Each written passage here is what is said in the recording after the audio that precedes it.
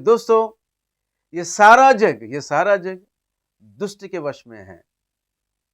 पहली यूहन्ना की पत्री उसका 5वां अध्याय 19 वचन में लिखा हुआ है। ये सारा जग दुष्ट के वश में है, जो झूठा है, फरेबी है, धोखेबाज है।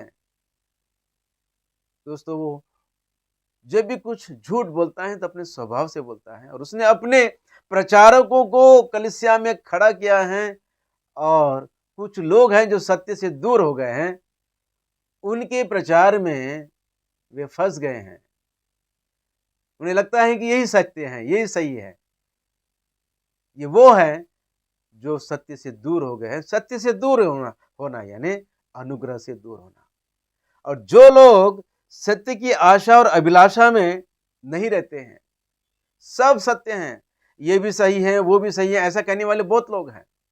ये उसका वो प्रकाशन है, इसका ये प्रकाशन है, ऐसा जो कहते हैं ना दोस्तों, ये सत्य से दूर हो गए लोग हैं, सत्य से भटके लोग हैं।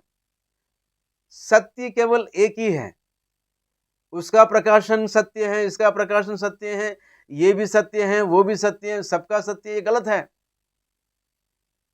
कोई बोलता है कि बिना बपतिस्मा के हम उद्धार पा लेते हैं, तो कोई बोलता है बपतिस्मा के बिना उद्धार संभव नहीं है। अब ये बताइए, इन दोनों सिद्धांतों में से क्या सही है? जो वचन कहता है वो सही है। विश्वास के द्वारा हमारा उद्धार तो हुआ है, पर आज्ञा के अनुसार जो बपतिस्मा लेता है उसका उद्धार होता है। आइए मैं आपको वचन पढ़ के सुनाता हूं। इब्रानी की पत्री उसका 5वां अध्याय, इब्रानी की पत्री उसका 5वां अध्याय, मैं आपको 9वां वचन पढ़ के सुना रहा हूं, ध्यान दीजिए।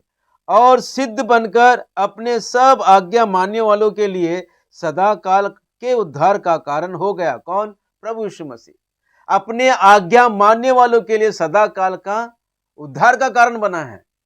आज्ञा मानने वालों के लिए उद्धार संभव है। और आज्ञा यह है, विश्वास करो, मन फिराओ, विश्वास करो, और जो बपतिस्मा लेगा उसका उद्धार होगा। दोस्तों, बपतिस्मा प्रभु यीशु मसीह की आज्ञा है, और आज्ञा मानने वालों के लिए उद्धार संभव है। तो दोस्तों, जो ये कहते हैं कि विश्वास के द्वारा उद्धार हुआ है, ऐसे सिद्धांत में चलाने वाले, ऐसे शिक्षा देने वाले भी लोग हैं, और संपूर्ण सत्य की शिक्षा देने वाले भी लोग हैं। केवल विश्वास ही नहीं, विश्वास के द्वारा आज्ञा के अनुसार जो बपतिस्मा लेगा उसका उद्धार होगा।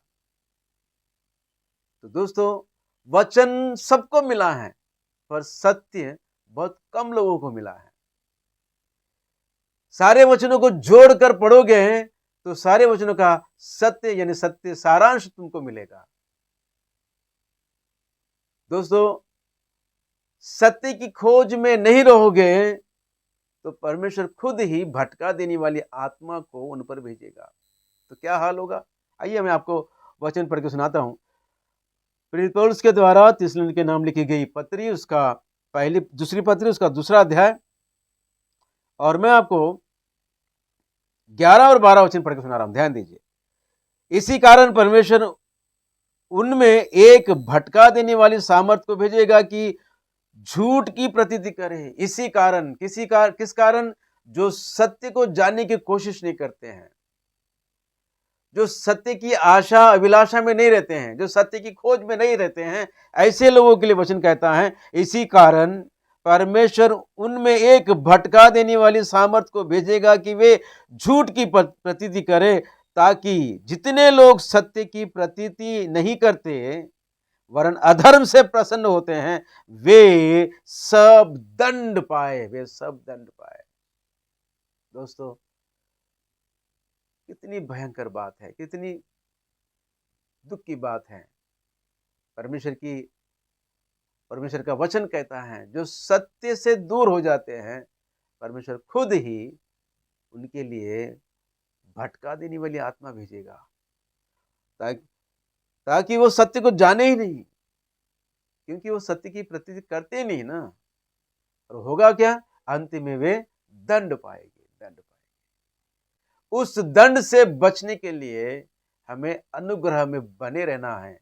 अनुग्रह में प्रवेश पाकर जब हमें बने रहना है, और वो अनुग्रह जो सत्य से संपूर्ण है, सत्य की आशा में हमें अपने जीवन को व्यतीत करना है। जय मसीह की। Praise the Lord. आमीन, आमीन, आमीन।